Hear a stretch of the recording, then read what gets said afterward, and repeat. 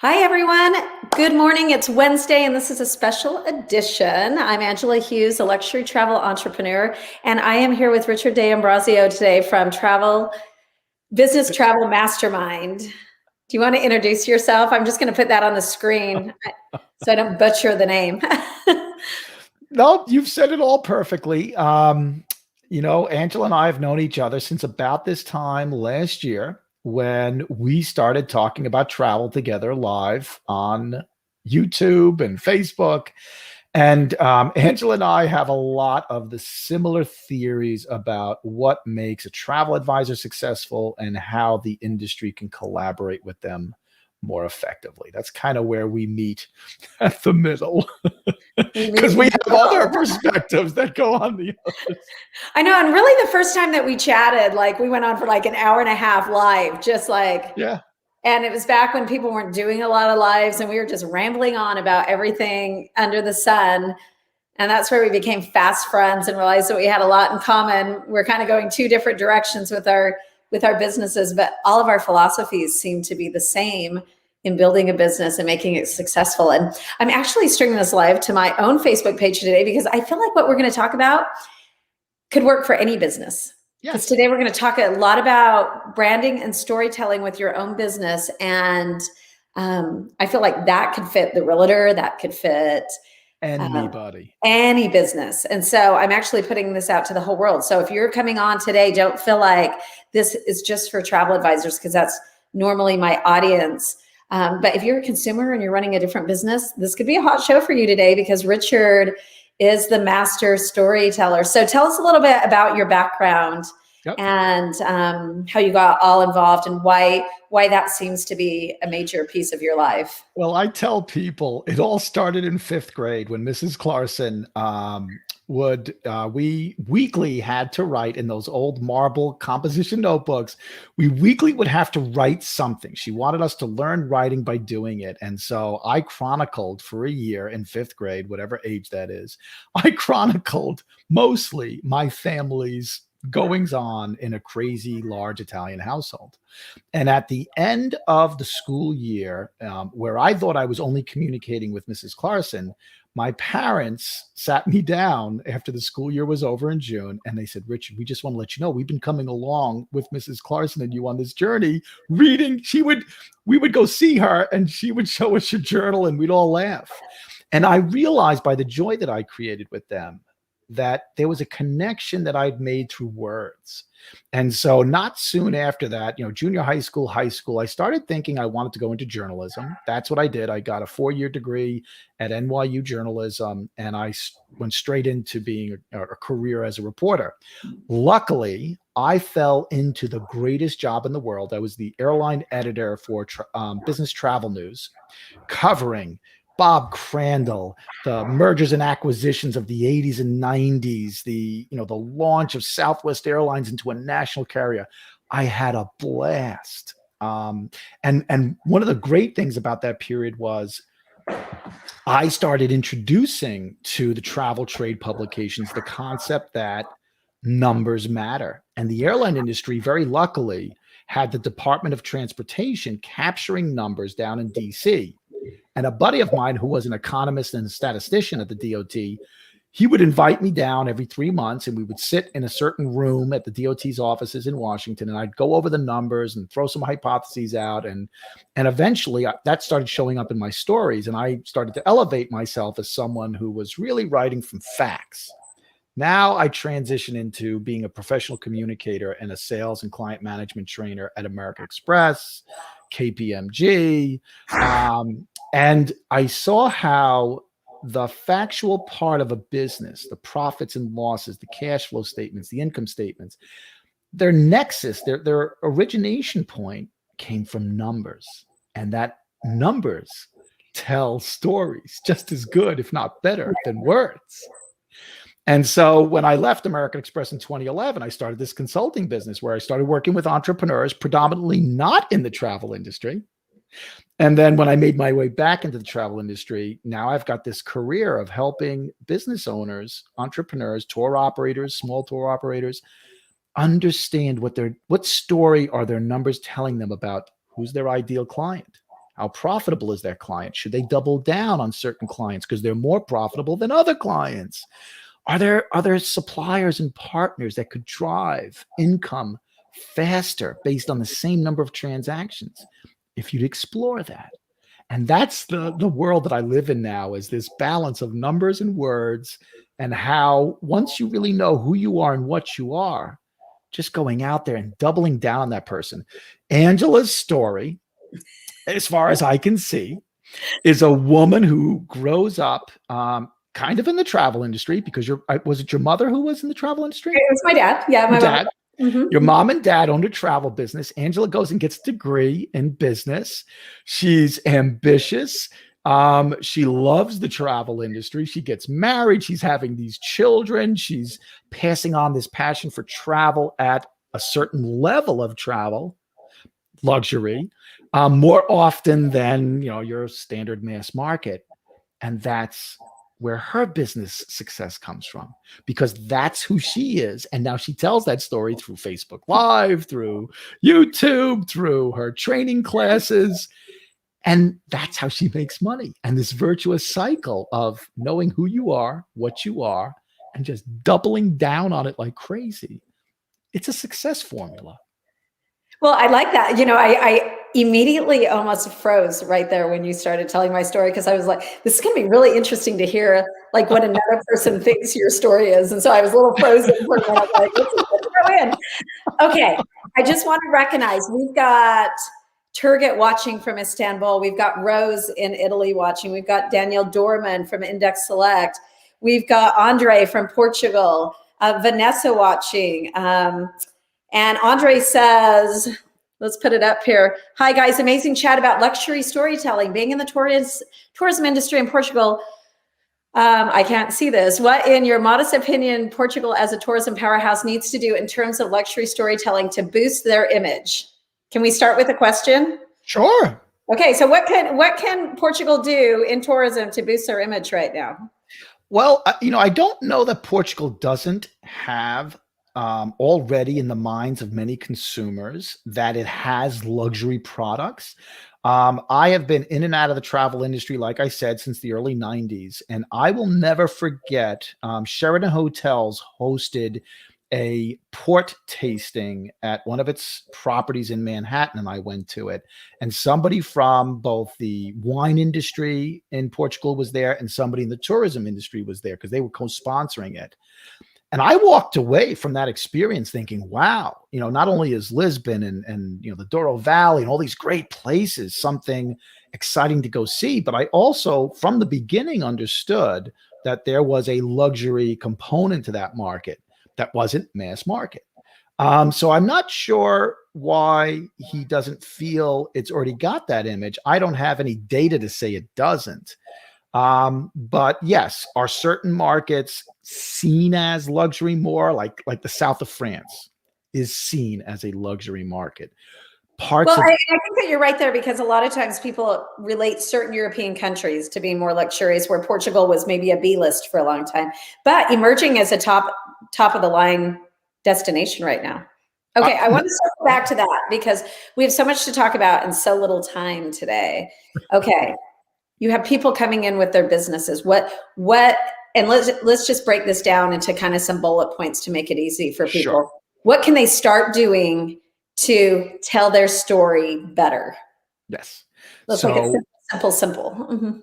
So what the simplest thing they can do is pretend that they are being interviewed for the 10th or 20th anniversary of their business. A reporter comes in and says, hey, I heard your business has been around for that anniversary, and I want to do a story about you. And if they were to think that reporter was asking them questions, when did you start? Why did you start? What exactly do you do for a living? Who's your clients? If you start asking yourself those questions that would lead to a profile on your business, what you will start to do is see a narrative that evolves, just like the one I told about Angela. That, why does Angela succeed at what she does today? Because she's always been this person.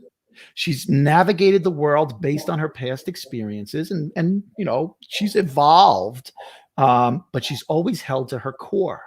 What's your core? What would be the core story elements that would come out from that profile? That'd be the simplest way to start. I'm putting that in the banner here. What is your core? Yep. Okay. So what about a new agency advisor business that's like, oh my gosh, my story was, I was a nurse and now I've transitioned into a whole new industry. We see that happening every single day. How does someone create a story when they don't have a story? Well, I would challenge you that they don't. Yeah. I would challenge you that they don't have a story. Yeah. Because, I would ask that person who's brand new to the travel industry, why did you come here?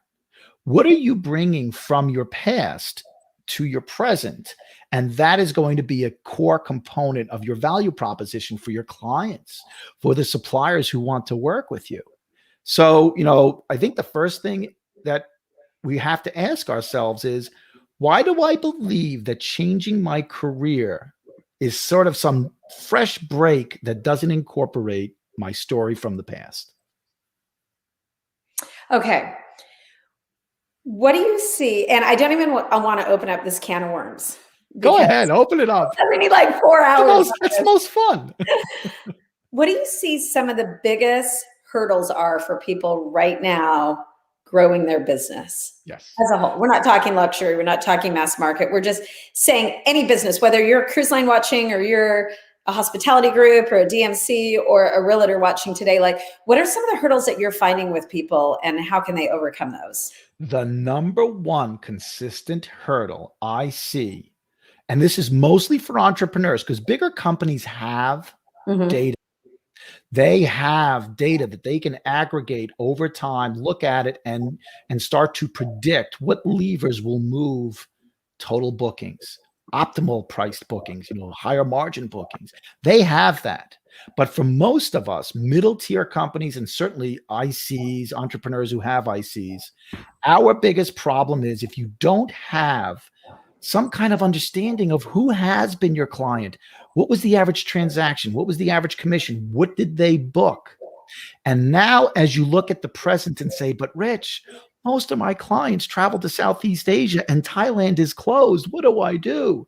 Okay, well, why did they go to Thailand? What was their, what were some of their aspirations for travel? And which destinations could you potentially sell to them that look and feel like the experiences they used to have? It's that not even having, if you want to use the word like a beacon, they don't have a lighthouse in this darkness that they say they feel they're sailing in. And once you know where that lighthouse is through data, then you can start to build a plan to get yourself out of the darkness. Here's the biggest problem I find in my private consulting for advisors: business development plans. Yes. They don't have one.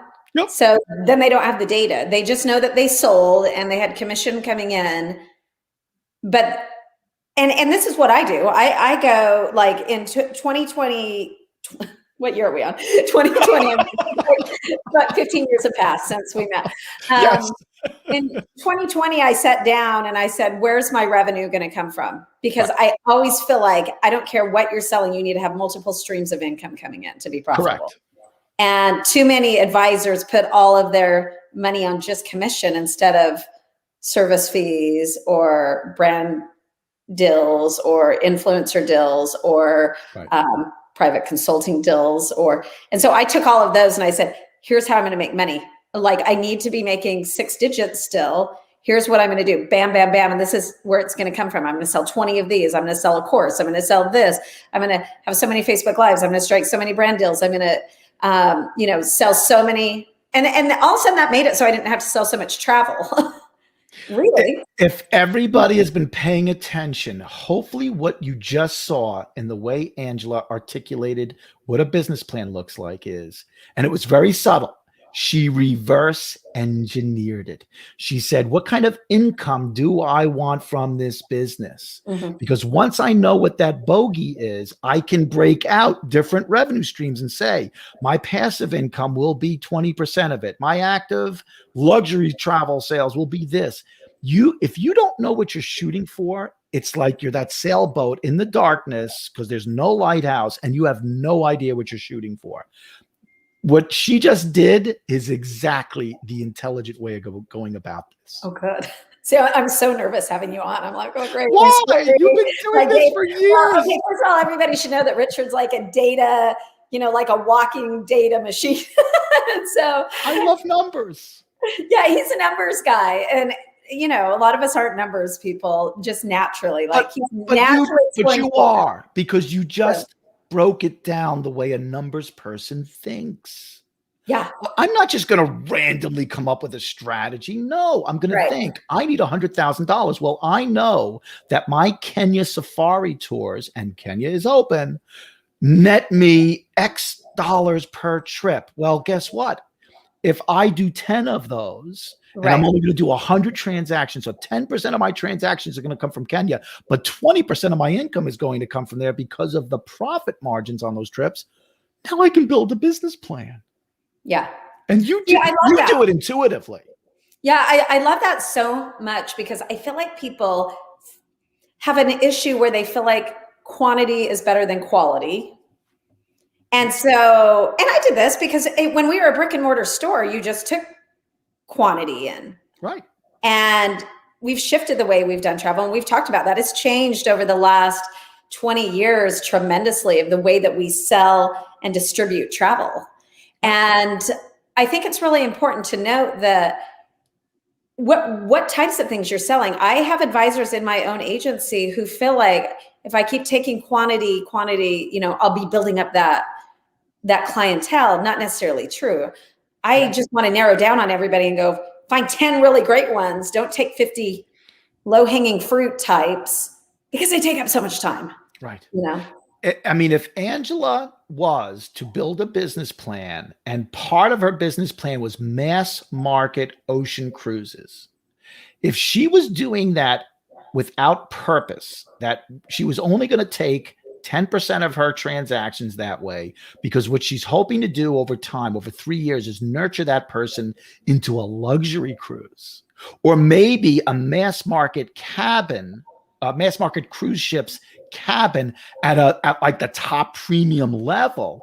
If that was her business plan, then I would approve of her going after mass market cruises at a percentage, because what she's doing is she's performing a lab experiment. She is seeing if the number of clients that come through that channel can be sold over time to products that make her ideal profit.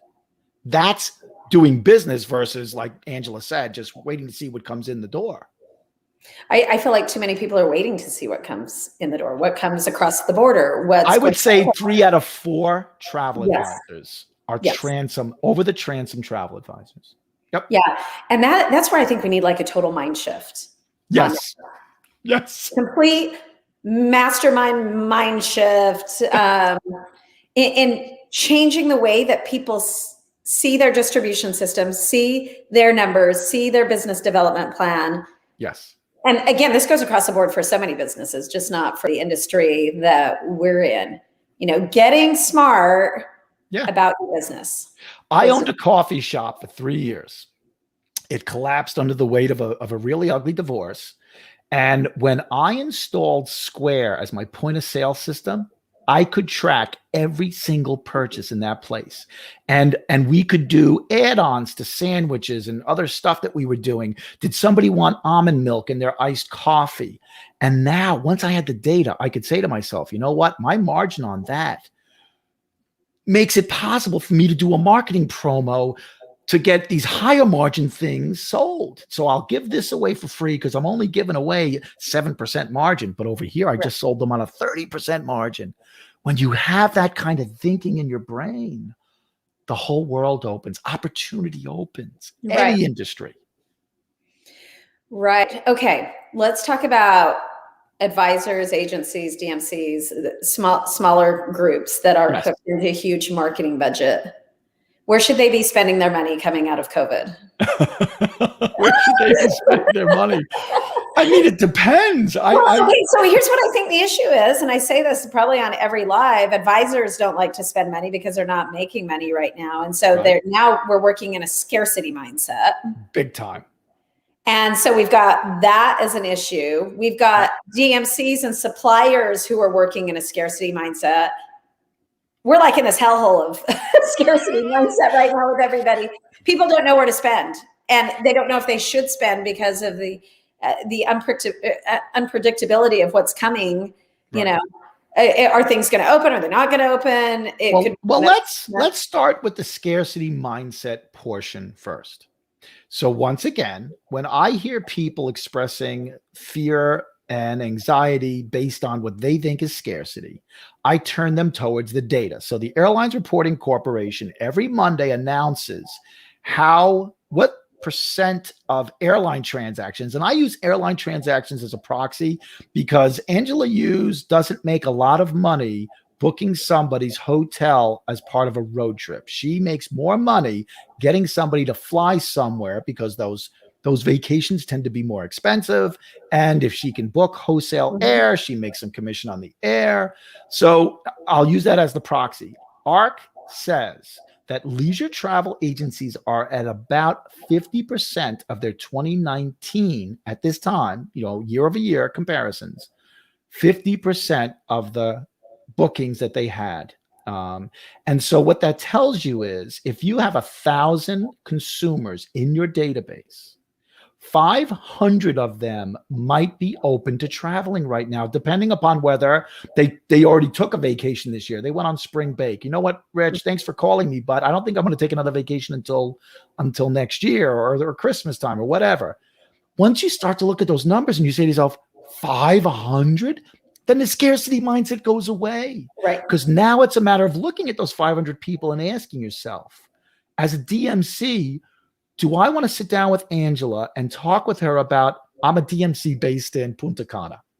Do I want to talk to Angela about putting together some really fantastic offers that include the experiences consumers say they want to have right now?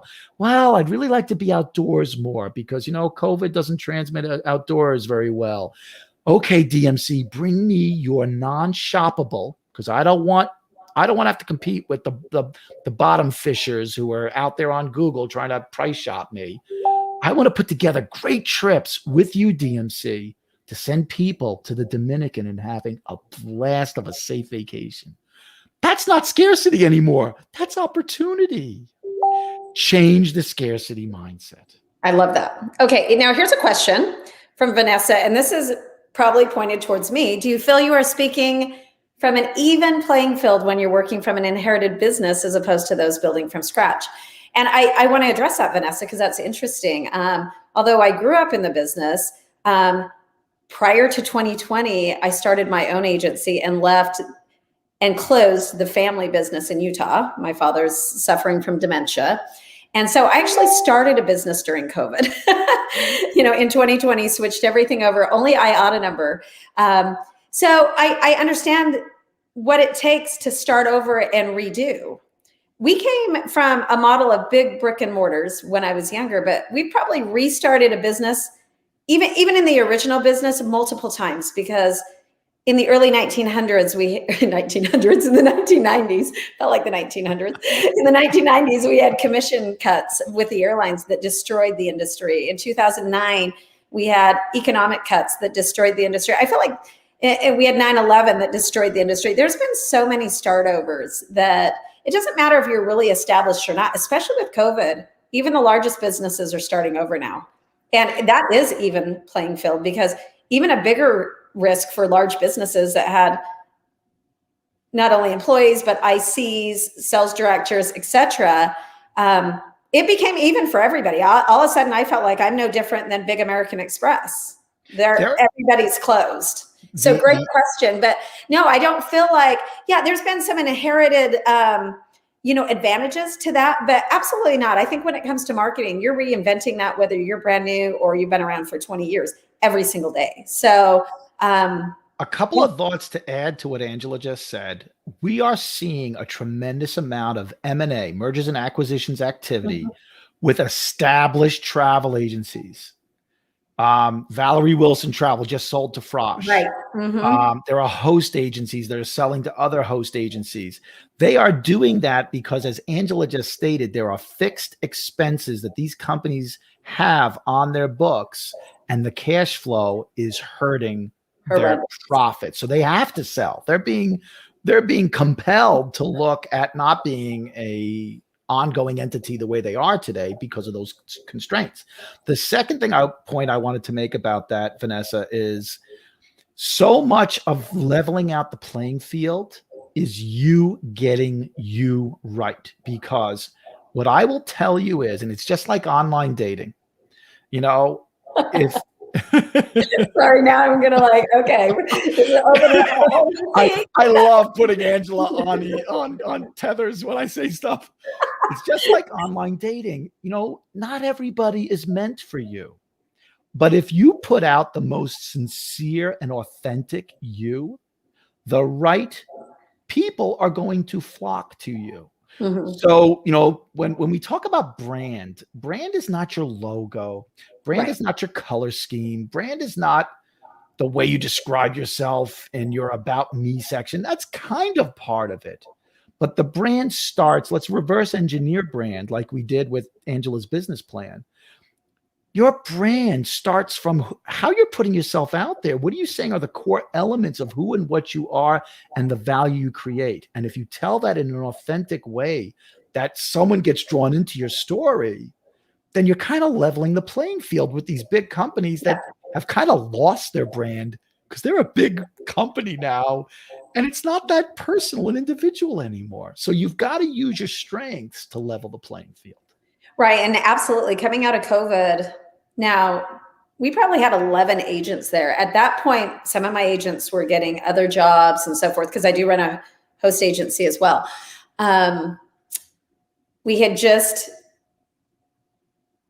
filed for the new company in January of 2020. COVID hit. We were, switching over all of the accounts.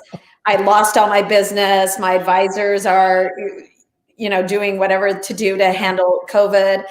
And right then I just said, looking at my data again, this is what I need to keep it running if I'm the only person that runs this business now. So that's how desperate at one point it got, Vanessa, without any government assistance. Right.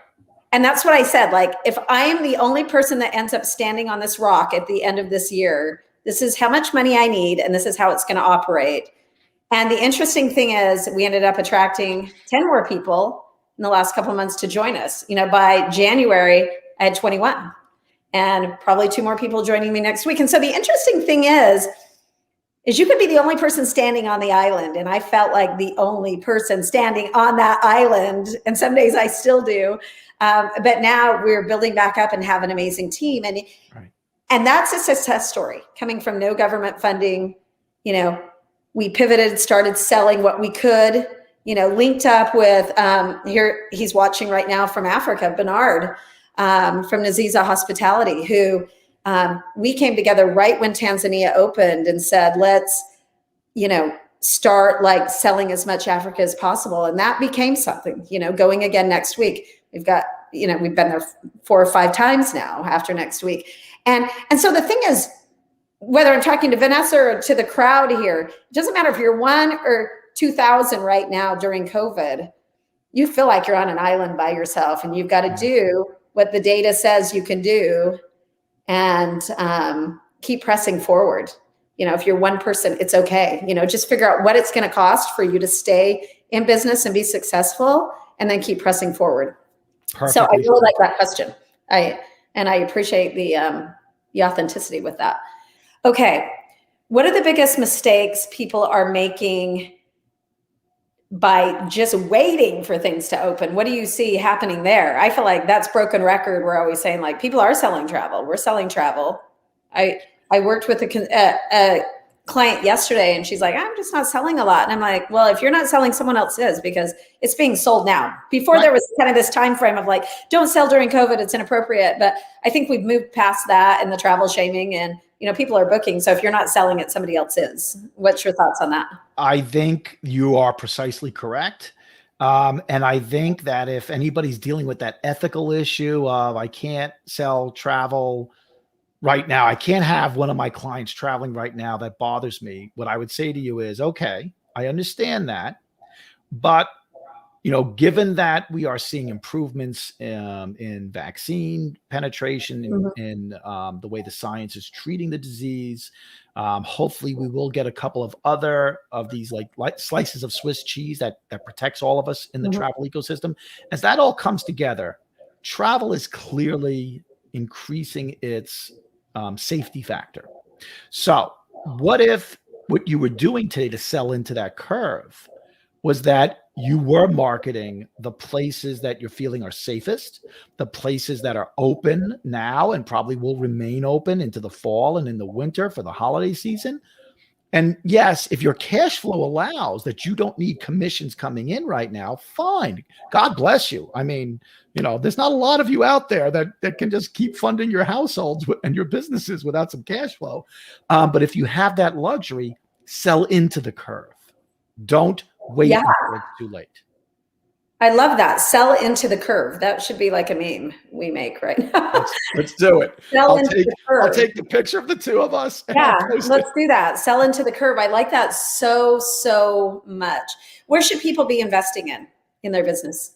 I definitely think you should be investing in your data. So if you are not conversant in your CRM, for example, and I know CRM in the travel industry stinks. I had better CRM in my coffee shop working with Square than 90% of travel advisors do in this industry. I mean, just a concept that Trams is a back office system and client base is sort of your CRM, and the two of them really don't integrate very well. And hopefully a couple of companies will be solving that problem. I understand that there's a problem, but you've got to get somehow that data of the last 2 years of who booked with you. What do they like? Start understanding those numbers and who those people are. Because if you find, let's go back to that theoretical 1,000 names in a database. Let's take 50% of them are interested in traveling right now based on the ARC data. If you see some trends in your CRM, that out of those 500 people who might be interested in traveling, 50%, 250 love Mexico. You've booked them 3 times to Mexico in the last 2 years. Then why are you not trying to sell them Mexico over the next 6 months? Understand that data and pull those email addresses and start sending out emails to those people. Pick up the phone. Talk normally to people. Okay. My secret is that I love Monday.com. It's not a travel CRM, right? And in fact, I'm converting my whole office today to it. Because I quote Monday.com all the time to people. Yeah, Monday.com is like spreadsheets on steroid with a lot of automation and marketing power that you don't get in a standard CRM with travel. And so literally, and I think maybe one day I'm going to call it Monday.com and go, let's do something about this together. You should. There you go. I've actually done a live for my office on how I use it, because it's so critical in grouping my people down together. Because listen, you guys, if you want to know who your clients are, you need to get laser focused on who they are. They're not one big bundle sitting over here. Yes. And I might have them broken down into high revenue people and mass market people, but I haven't broken down in who commented on Mexico, who commented on Antarctica when I posted, who commented on this picture, who watched that video in my face, or, when I sent out my Flowdesk email newsletter. So narrowed down that when I go out to send out my Antarctica 2023 group, I already know who my marketing list is going to be, and it's going to be very slim, and maybe 25 people. Right. And here's how narrow we've got to get with this, you guys. You're just not sending out an email blast to everybody. That works occasionally, and that keeps you front and center, but that does not work when you want to move them through a sales funnel and start converting them to a relationship and then converting them into a sell at the bottom. A mutual friend of yours and mine, have this conversation just about every day. Daily. Yeah, I know exactly who you're talking about. I feel like, this is just something that we talk about. You're a business owner. You don't sell travel. You own a business that sells travel. In order to sell travel, you need to be chief cook and bottle washer. I'm sorry. That's what you signed up for. Yeah. Yeah. And guess what? The excuse I always get from people is like, well, I'm a one-man show, you know, and you can afford assistance. You can afford this, but it's not necessarily the case. You need to be investing right now in help. That now is the time. Invest in somebody to help you with your business development plan, whether it be Richard, whether it be me. I mean, we're both kind of doing that in our businesses. Or you need to be investing in a bookkeeper or an assistant. Or Monday.com. Figure out what the monthly subscription is. Will it reduce the amount of time and complications for these business owner responsibilities? Will it reduce all of that so you can sell more? Yeah. Because if it frees up time to sell more and you can increase the number of prospects that you're talking to, income has a very good chance of increasing. And here's the problem that I see when you are a solopreneur. You're trying to do all of that. You're trying to do the social media. You're trying to get updated on products. You're trying to run your CRM, trying to track your commission. And so now your time to sell and market has come, you know, like your window's like this big during the day and you're so exhausted. And I've been that person. You've been that person. Oh, yeah. Everybody's been that person during COVID. I'm still that person to some degree today. Yeah. I mean, I still like last night at 12:30 sending you the invitation for this. I was like, next week, if I don't have my virtual assistant, like every week, I'm like, I've got to train my virtual assistant to do this because I just, you know, and if you're doing a job more than one time or two times, it needs to be automated. That's how I feel. Yes. Okay. I get so sidetracked and we've got a few more minutes. I want to get back to storytelling, the topic at hand, but that we never even addressed. So we're going to. That's okay because. So we're talking about a lot of great things. And I feel like Monday.com owes us like $2 million off of this. We'll send them an invoice. Okay. So what tips can you give us on telling your story better, making your brand look better? Right. So, you know, I'll give you a really easy one. I see too many travel advisors posting photos, video, and text from a supplier or destination that is completely impersonal. If you have let's say you're a brand new travel advisor and you don't have enough client testimonials. If you've gone to a destination on a fam trip and you experience something that really personifies the experiences you want to send your travelers to in that destination, tell the story about you. Bring out the emotion about that beach, that beautiful picture of that beach that the supplier sent you. Don't just throw out stuff to say, wow, look at this wonderful 3-mile beach in Jamaica. Isn't it gorgeous? Right. Give me a call. Why am I going to respond to you? Right. There are so many great like social media kits out there, but I'm always a little bit frozen with those because again, if you're just dragging something off of Hard Rock's site or a social media kit or whatever and just posting it because you're desperate to post something, I almost feel like it's better not to post anything because I do feel like the story tells. It does every single time. One of my favorite stories about storytelling was a travel advisor client of mine was posting last year, right around D-Day, about how she loves Normandy and everybody should put it on their bucket list. And that was pretty much the extent of her post. And then I jumped in the comment section and I said, why was this moment so important from you? And then all of a sudden it spilled out of her. Rich, when you walk up this hill from the parking lot and the museum unfolds and the Normandy beach is beyond the museum and oh my goodness, and the flags and this, it just spilled out of her. And now I'm in the scene versus here's a group of pictures of this museum and you're going to have to click to see all 7 of them because, you know, Facebook only shows you 4 with plus whatever. Now, all of a sudden, she told a story that one of her followers could say, I want to see that. I want to feel that. I want my camera out when I'm standing in that moment. That's like the easiest thing in the world to do. Mm-hmm. How do people do that? Like when, you know, I'm posting for like a whole office, so not everybody wants my narrative on everything sometimes. But I have my own personal accounts where I spread the love on that as well. But how do offices combat that when?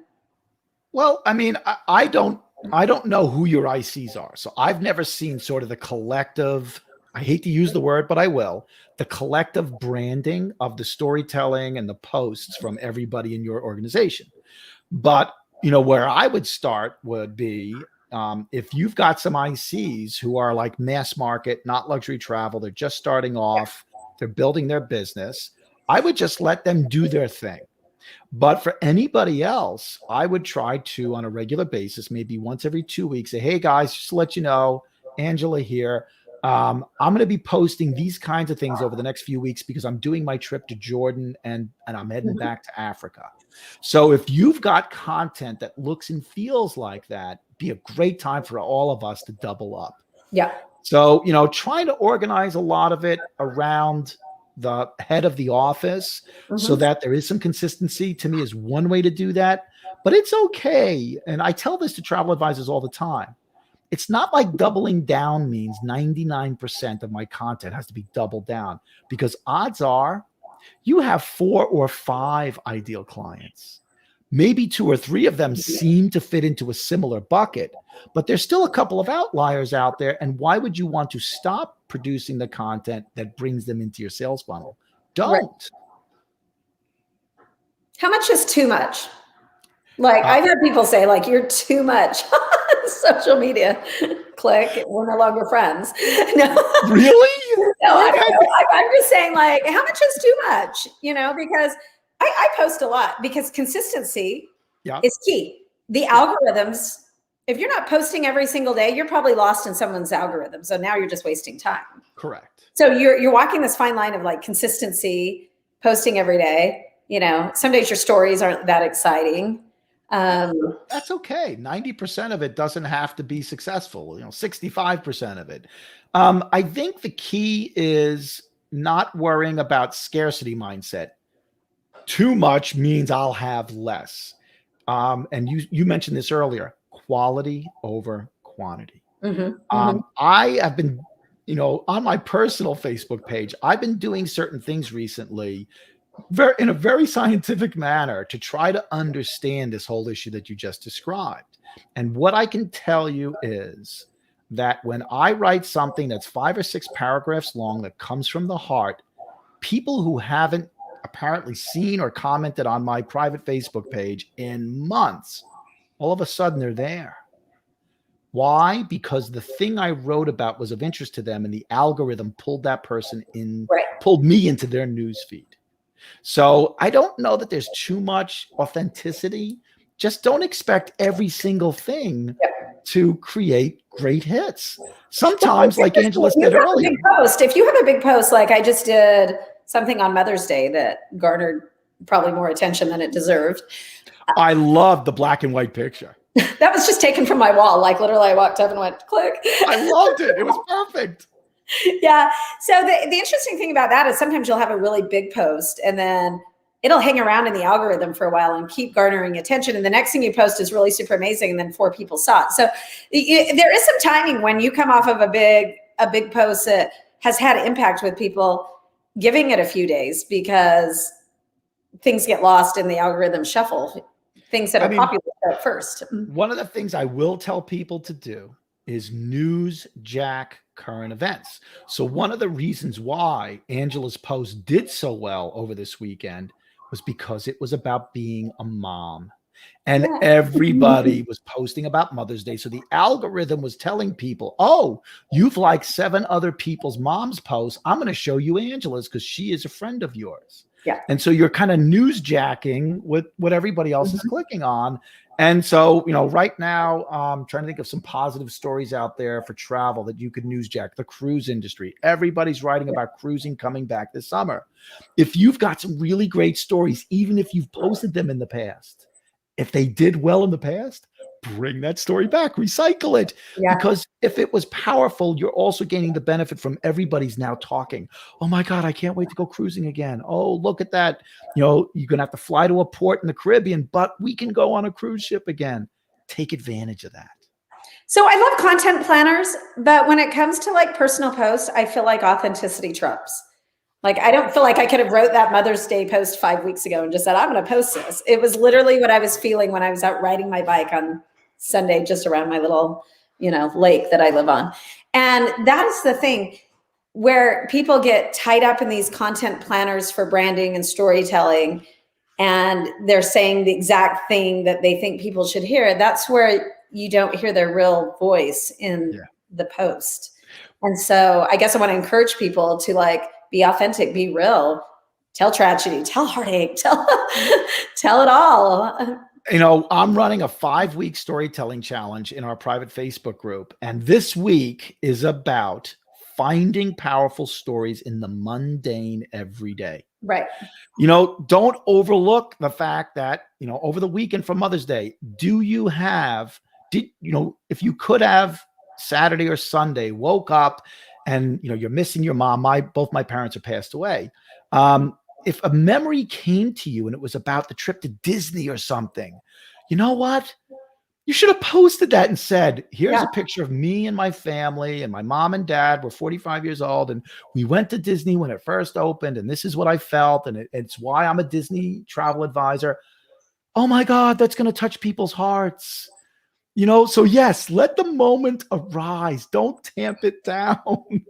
How do you combat where people are saying, like, I don't like to mix family and business and pleasure? I feel like when you're an advisor or a company, people who know you better, who know your life story, who know your struggles, your experiences, they trust you more. Oh, absolutely. How do you combat that where people are like, I don't know, I don't want my clients to see, what my kids are doing, or, it's sensitive. I understand about curating your personal Facebook page. Mm-hmm. I vacillate between highly curating my very, very strong opinions about certain things. Sometimes I do, sometimes I don't. But when it comes to being authentic about who I am, if I was to tell people, where does my authentic Richard translate to the storyteller, the business consultant? I would tell people it comes from a big part of it comes from my parents. So why shouldn't I just want to go back a little bit, because when I first met you, I was like, added you on Facebook, and I started reading your posts, and I was like, man, this guy's a jerk. I was like, whoa. Am I allowed to curse on this show?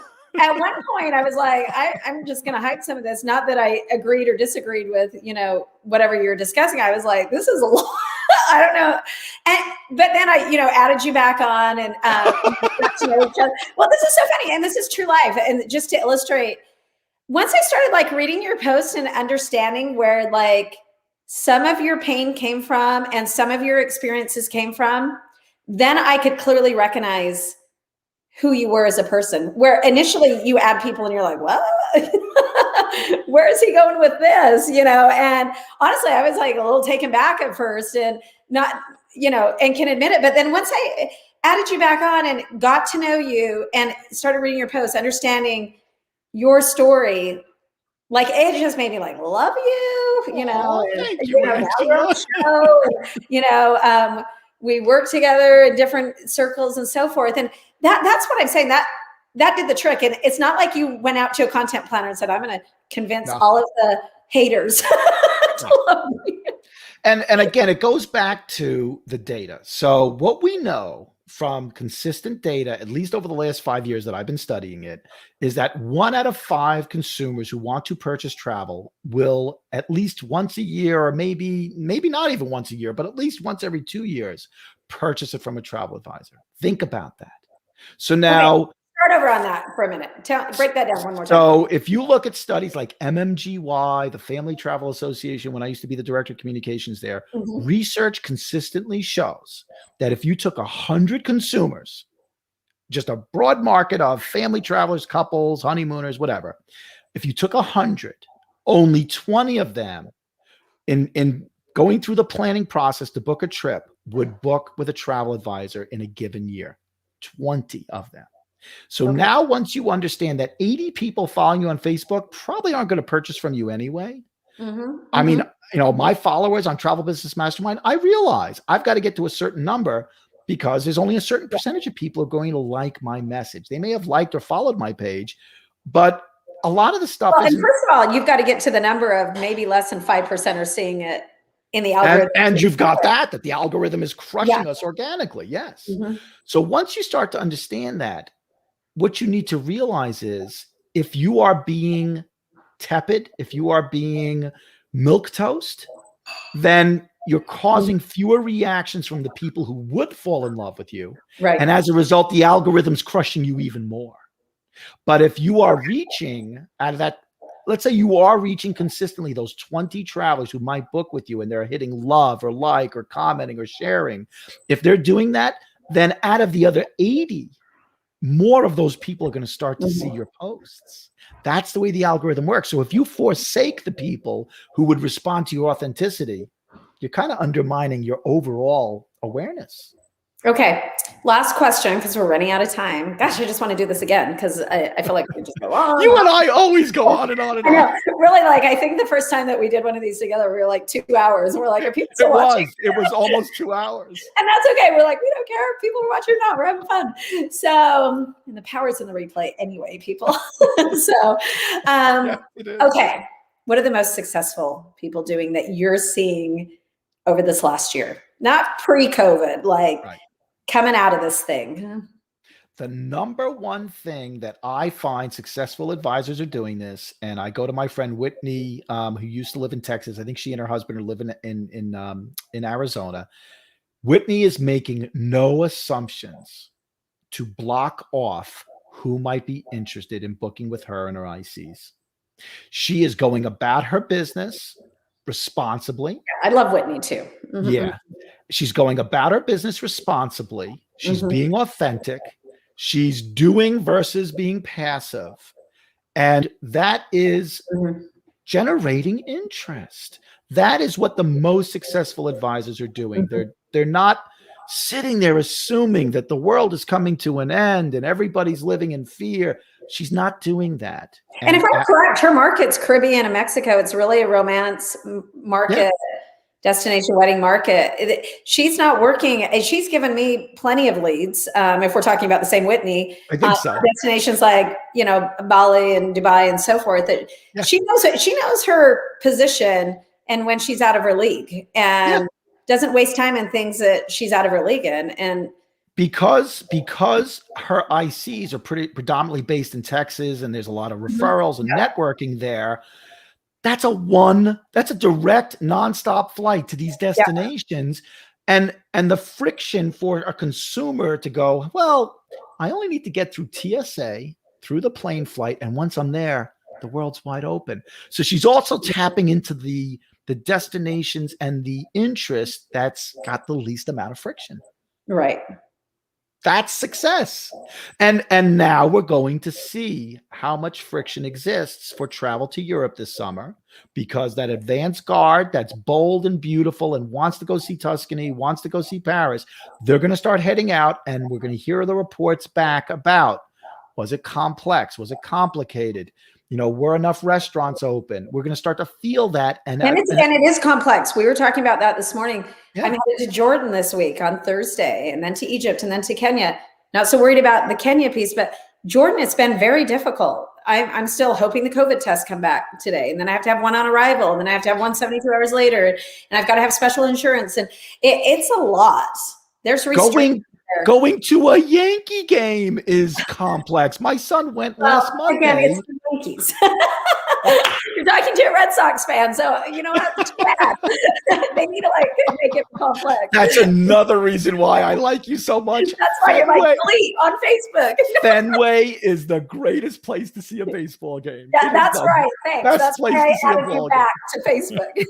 Back in the beginning, I think I saw a Yankees post. I was like, goodbye, we're not compatible. So. Okay, final wrap up. Yes. Richard. So if you just joined in 45 minutes into this, we've been with Richard of Travel Mastermind. What are you? Travel Business Mastermind. You're just a mastermind. And we've been talking storytelling, but we've been talking everything from data to becoming a great advisor, to keeping your agency afloat, to being authentic and real on social media. How do you want to wrap it up? I guess I want to wrap it up from something you said earlier, mindset. All of the things that we just told you about that are practical things you can do don't really matter if you are stuck in a mindset of scarcity of the number of people who want to book travel, the places they can go. You know, Yeah. if you're coming at it from that mindset, you are creating friction to doing authentic marketing, to getting your email database in shape, to, you know, posting on a regular basis. So please reach out to somebody. I mean, I don't know how much free time Angela gives of herself. She's such a busy woman, but reach out to people who can help you start there first. Because if you find yourself always coming at opportunity from a, but what if, but, you know, using that word, but, instead of thinking, what if I had a 400 new clients in my sales funnel in 3 months because I'm doing a great job of being authentic. If you're not thinking that way, reach out to someone who can help you get there. And I love the word yet instead of what if. Even yet we could do this. Yet all of a sudden it is a master shift in your mind. Yes. It's all a mindset. Yes. Things were this way, yet we can do this. So we can do something. My new word today. Yet. Okay. Okay, it's been so great having you. Oh, it's good to talk to you. We're definitely going to do this again. I feel like people love everything that you have to say constantly. And again, we've got businesses from around the world watching as well. And so we love to help our international friends who are just waiting for all of us to send people their way. And so they're all telling me here that, you know, they appreciate this as well. Everybody from Istanbul to Portugal to Italy, etc. But I'm Angela Hughes. I'm a luxury travel entrepreneur. Every single week, we're bringing on amazing people to help grow your business, to change your mindset. And tomorrow we have on Cyan Central, who is a commission tracking system for your business that we're going to dive deep into the tech sector for a minute with them tomorrow. And that's kind of a special edition this week that I'm doing. And so if you want to get in touch with Richard, I'm going to put up his information one more time here at Travel Business Mastermind. And what's your website again? travelbusinessmastermind.com. Okay, that easy, people. So thanks for joining us, and be sure to go back and watch this. There's so many nuggets of gold in here. Hold on, I think we have some questions before we end. Oh, here's a good one. I didn't think we had questions, but I'm going to put this up here. Do you think we need to be realistic about what you promote? Yes, Europe may be open to fly to, but is it safe yet? I am from Germany, but Germany is closed, basically struggling with a huge third wave. I would not send any clients there yet. Nothing is open. Restaurants are closed, cafe, museums. So she's obviously going off of what you just said. Like, do we need to be realistic? Do you want to address that at all? I definitely think you need to be realistic, both from the medical standpoint of what will the residents potentially suffer from if somebody brings something additional into the community, or would that tourist then catch it because the case rate is high. But you know, and that's why I do believe in objective data, because if all of our nations in the world are accurately testing and publishing the data, we can then make ethical, practical decisions. But, you know, no, I would not send somebody to a destination, obviously, like India, where it's out of control, because that's not right for anybody. So, you know, and this is one of the things, advisors need to stay on top of this. So World Aware is tracking a lot of this. They're trying to keep it in one place where you can go and see, you know, what's the case incidence rate? What's the hospitalization rate? I mean, you can glean a lot of it from the newspapers if you want to spend that amount of time. But yes, I agree with you that A, you're not going to find a lot of people wanting to go there if they understand what the situation, and B, you've got to ask yourself if you feel comfortable doing that. Yeah. Okay. We'll wrap it up with that question. Thanks again, Richard. You bet. Okay. Always good to see you. Thanks for having me.